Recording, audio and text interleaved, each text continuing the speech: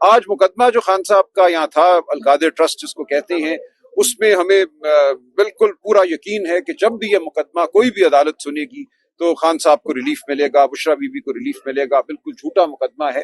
لیکن جو سرکار کے وکیل تھے ان کی طرف سے کہا گیا کہ ان کی طبیعت سخت ناساز ہے، وہ بحث نہیں کر سکتے، وہ عدالت نہیں آ سکتے. تو اب جج صاحب نے کہا ہے، چیف جسٹس صاحب نے، کہ وہ ایک نئی تاریخ دیں گے. اب ہم اس کے منتظر ہیں.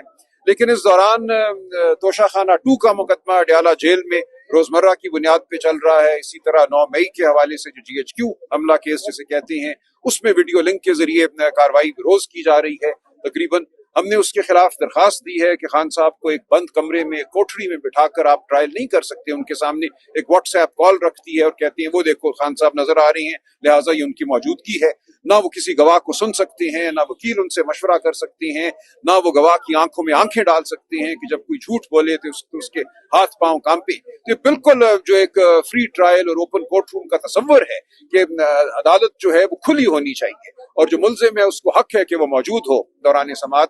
یہ حق خان صاحب سے چھین لیا گیا ہے. اس کے خلاف جو ہم نے درخواست دائر کی ہے اسلام آباد ہائی کورٹ میں، وہ نہیں لگ رہی. 23 ستمبر سے وہ درخواست دائر ہے. ہمیں اب کہا گیا کہ جلدی سے جلدی بھی وہ لگی تو شاید 29 کو لگے. ہم آج گئے تھے وہاں، سینئر جج صاحب سے ملے.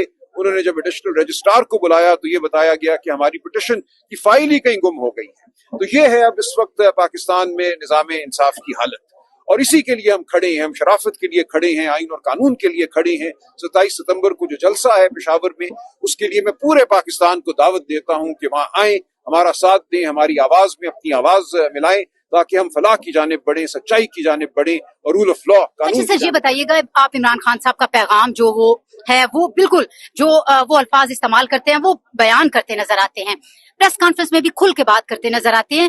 آپ کے اوپر کیا یہ کوئی پریشر تو نہیں ہے جو سوشل میڈیا مہم آپ کے خلاف چلائی جا رہی ہے، اور کیا کوئی آپ کے اوپر ویسے بھی پریشرائز آپ کو کرنے کی کوشش کی جا رہی ہے؟ دیکھیں، ظاہر ہے کہ منصوبہ سازوں کا میں ہدف ہوں. مجھے اڈیالہ میں خان صاحب سے ملاقات بھی نہیں کرنے دی جاتی. کل تو جج صاحب نے خصوصی اپنے ریڈر کو باہر بھیج کر مجھے بلایا، کیونکہ خان صاحب نے کہا تھا کہ وہ مقدمے سے الگ ہو جائیں گے اگر میں نہ آیا. لیکن بہرحال ہم لڑتے رہیں گے، کوئی پریشر نہیں.